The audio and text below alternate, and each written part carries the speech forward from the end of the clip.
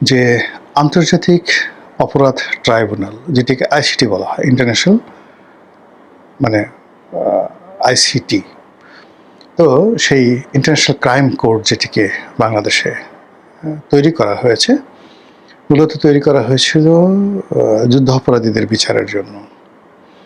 তো সেই যুদ্ধ অপরাধীদের বিচার এখন কন্টিনিউয়াসলি এই জুলাই বিপ্লবে বা জুলাই গণ অভ্যুত্থানে, গণ আন্দোলনে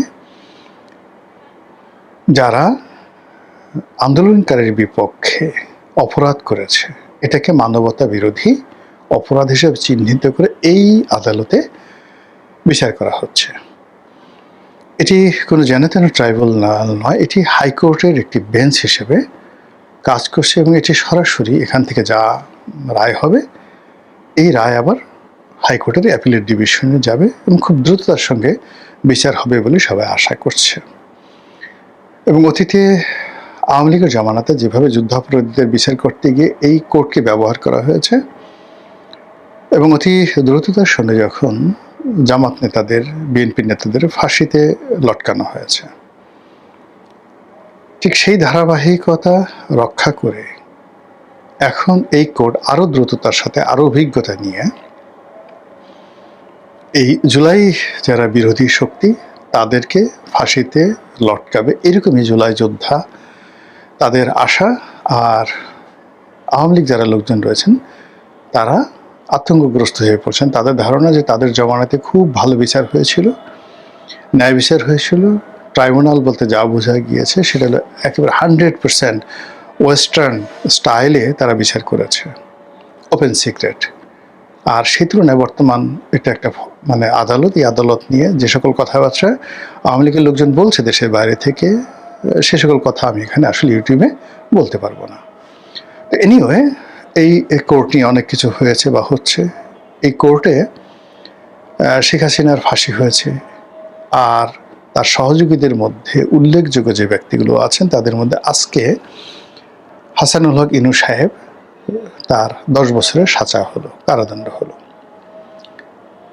বেশিরভাগ মানুষ আতঙ্কগ্রস্ত ছিল, হয়তো তাকে যাবজ্জীবন দেওয়া হবে অথবা তাকে মৃত্যুদণ্ড দেওয়া হবে, এ দুটোর একটা। কিন্তু 10 বছরের সাজা, এতে সরকার পক্ষ, জুলাই যারা বিপ্লবী তারা কেউ খুশি নন। এমনকি যখন রায় ঘোষিত হচ্ছিল ঠিক সেই সময়টাতে হাসানুল হক ইনু সাহেবের যে মুখভঙ্গি বা তার যে অভিব্যক্তি, সেটি দেখে মনে হচ্ছিল যে হি ওয়াজ এক্সপেক্টিং এ ডিজাস্টার, এবং তার কোনো আতঙ্ক ছিল না। সে মুচকি হাসছিল যে আমাকে মৃত্যুদণ্ড দেবে, দাও, যাবজ্জীবন দেবে, দাও, এটা ডাজ নট ম্যাটার, এটা আমি অনেক আগেই বহুবার ফেস করে আসছি। কিন্তু যেই মুহূর্তে তাকে 10 বছরের কারাদণ্ড দেওয়া হলো, সে অনেকটা চমকিত হয়ে গেলেন যে হাউ ইট ইজ পসিবল। মানে অবাক করার ব্যাপার হলো, এই রায় শোনার পরে, মানে এর আগে কিন্তু রায় যখন পড়ছিল তখন তিনি হাসছিলেন, আর শোনার পর তিনি গম্ভীর হয়ে গেলেন যে এটা একটা ব্যাপার হলো। হাসানুল হক ইনুর জন্য 10 বছর কারাদণ্ড, এত আয়োজন করে, এত এনে, মানে এই বিষয়গুলো মানে তার কাছে অনেকটা আশ্চর্যের ব্যাপার ছিল যে এটা কী বিচার হলো। আপনারা যদি ওই কোর্টে তার অভিব্যক্তি দেখেন, এখন এটা ভাইরাল হয়ে গেছে। দ্বিতীয়ত হলো, তাকে যখন কোর্টে ঢুকানো হচ্ছিল অথবা কোর্ট থেকে বের করা হচ্ছিল, যে কোনো একটা সময়টিতে তিনি মুক্ত বিহঙ্গের মতো সফেদ পাঞ্জাবি পরে যাচ্ছিলেন। এর আগে বেশ কয়েকবার তাকে হ্যান্ডকাপ করে ঢোকানো হয়েছে, আবার কখন হ্যান্ডকাপ না লাগিয়েও তাকে জাস্ট পিছনে হাত দুটো তিনি অনেকটা তার হ্যান্ডকাপ পরানো আছে এরকম একটা অভিনয় করে তিনি গাড়ি থেকে নেমেছেন, প্রিজন ব্যাংক থেকে আবার গাড়িতে উঠেছেন, যেন মনে হয় যেন তিনি ওইভাবে আছেন, এটা জনরসকে উপেক্ষা করে। কিন্তু সাম্প্রতিক সময় দেখা যাচ্ছে যে এখানে যারাই আসছেন মোরলেস সবারই এই হ্যান্ডকাপ থাকছে না, হাতে গোনা 2-1 আছে তাদের হ্যান্ডকাপ পরানো হয়, আর সবাইকে হ্যান্ডকাপ খুলে দেওয়া হয়েছে। এটা লোয়ার আদালতেও, নিম্ন আদালতেও এবং এরকম আইসিটি কোর্টে একই অবস্থা তৈরি করা হচ্ছে। তো আজকে তিনি এইভাবে হেলে দুলে আসছিলেন, আর এমন সময়টিতে একজন পুলিশ কর্মকর্তা তার হাত ধরার চেষ্টা করছিলেন। তো তিনি যেভাবে সেই পুলিশকে ধমক দিলেন, যেভাবে আঙুল উঁচু করলেন এবং যেভাবে তার মুখ, চোয়াল একেবারে বিপ্লবী সূর্য সেনের মতো, ক্ষুদিরামের মতো যেভাবে দৃঢ় হলো, এই দৃশ্য দেখে হাসানুল হক ইনু যারা প্রতিপক্ষ, তারপর এই বিপ্লবের যারা পক্ষ, আওয়ামী লীগের যারা পক্ষ, তাদের মধ্যে যে কি পরস্পর বিরোধী একটা প্রতিক্রিয়া তৈরি হয়েছে, এটা বলার মতো না। ইনু সাহেব এবং আওয়ামী লীগের পক্ষের লোক যারা আছেন, তাদের বক্তব্য হলো যে বীর সবসময় বীর, বাঘ মরার আগ পর্যন্ত বাঘ। বাংলাদেশের ইতিহাসে হাসানুল হক ইনুর মতো সাহসী মানুষ খুব অল্প আছে।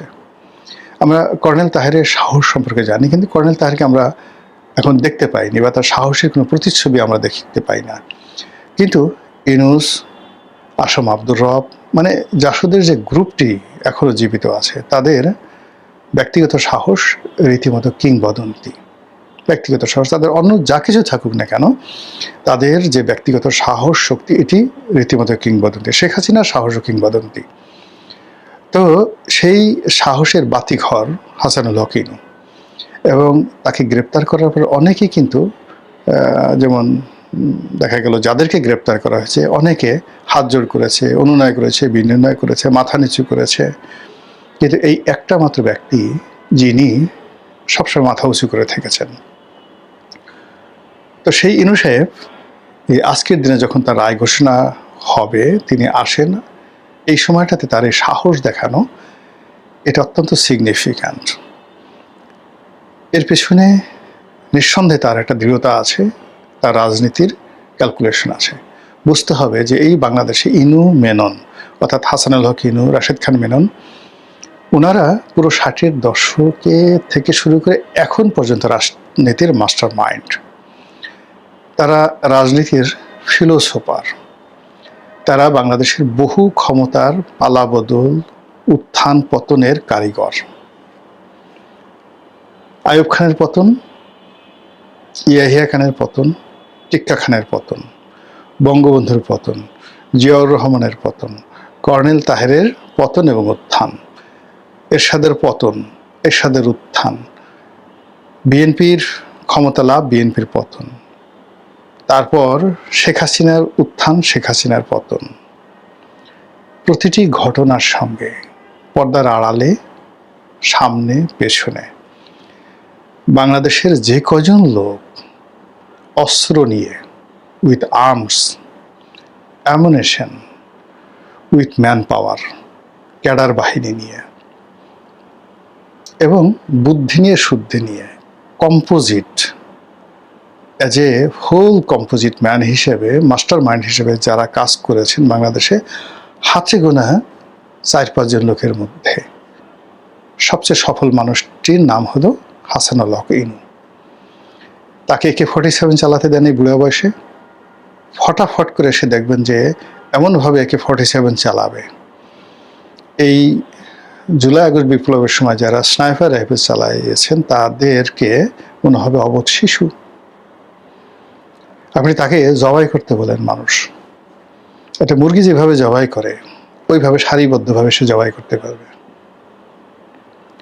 তাকে সাধু শাস্তি দেন, বায়তুল মোকাররমে তাকে খুতবা পড়তে বলেন। সে এমনভাবে খুতবা পড়তে পারবে যে তার খুতবা পাশাপাশি দুজন, অর্থাৎ এখন যে বায়তুল মোকাররমের খতিব আছে সে ওয়াজ করবে, আর হাসানুল হক ইনু ওয়াজ করবে, ইনু সাহেবের ওয়াজ সবাই শুনবে। তাকে লিখতে বলেন, সে যে লিখবে, তার লেখার কলমের যে ধার, এরকম কোনো রাজনীতিবিদ এই মুহূর্তে বাংলাদেশে তার সাথে কলম ধরার মতো অবস্থা নেই। তার স্টাডি, তার পড়াশোনা, তার ফ্যামিলি ব্যাকগ্রাউন্ড যেখান থেকে আসে, তার education, he is come from BUET, সে ইঞ্জিনিয়ার, বুয়েটের ছাত্র। তো এই মানুষটি একেবারে তার এই প্রায় 80 বছর বয়স যখন, সেই সময়টাতে সে যখন আঙ্গুল উঁচু করেছে, it's not a matter of joke.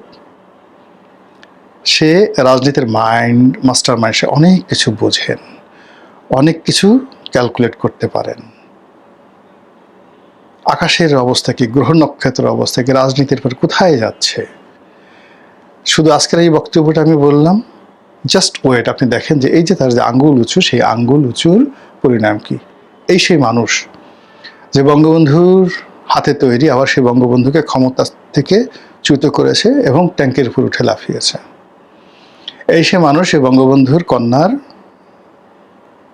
তথ্যমন্ত্রী ছিলেন। এই সে মানুষ পুরো বাংলাদেশের সর্বহারা পার্টি জাসদের যে অস্ত্রবাজ গ্রুপ, সেই গ্রুপের তিনি ছিলেন প্রধান।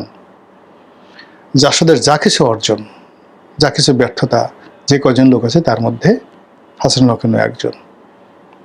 এই মানুষ যাকে যাবজ্জীবন কারাদণ্ড দেওয়া হয়েছে, আবার জেলখানা থেকে বুক ফুলিয়ে বের হয়েছেন এবং ঢাকার রাজনীতি করেছেন সারা জীবন। সো এই দিন না।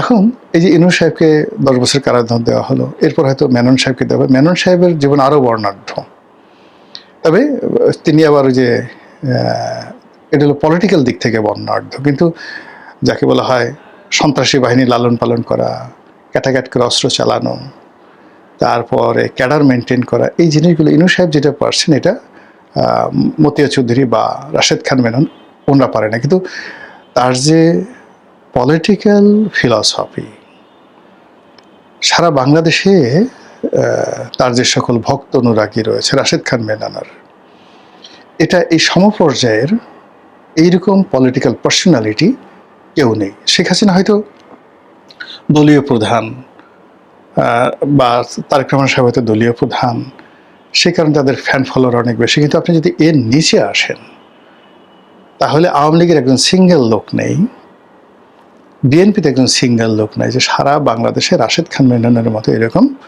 কানেক্টিভিটি আছে। প্রত্যেকটা বাংলাদেশের অলি গলি তার মুখস্থ। এখন তার কি হবে? এরপরে নতুন প্রজন্মে আওয়ামী লীগের জমানাতে যাদেরকে সবচেয়ে বেশি প্রমোট করা হয়েছে, সুযোগ পেয়েছে, তার মধ্যে জুনায়েদ আহমেদ পলক, তারপর মহিউদ্দিন সাহেবের ছেলে নওফেল, তারপর মোহাম্মদ আরাফাত, সজীব ওয়াজেদ জয়ের বন্ধু, এরকম যারাদেরকে খুব প্রমোট করা হয়েছে, তারাও তো এই বিচারের আওতায় আছেন। তাদের পরিণতি কি হবে?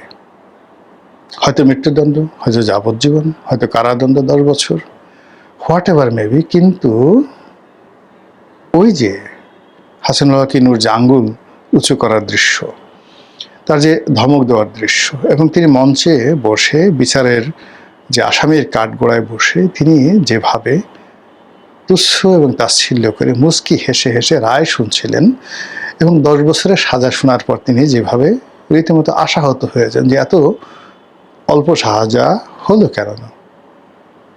এই যে তার যে হাসি এবং তার যে রাগ হয়, এর মধ্যেই আগামী দিনের যে রাজনীতি, সে রাজনীতির ফলাফল বা আগামীর রাজনীতির যে ভবিষ্যৎ, সেই ভবিষ্যৎ নির্ভর করছে। Just wait and see. আসসালামু আলাইকুম রহমতুল্লাহি ওয়া বারাকাতুহু।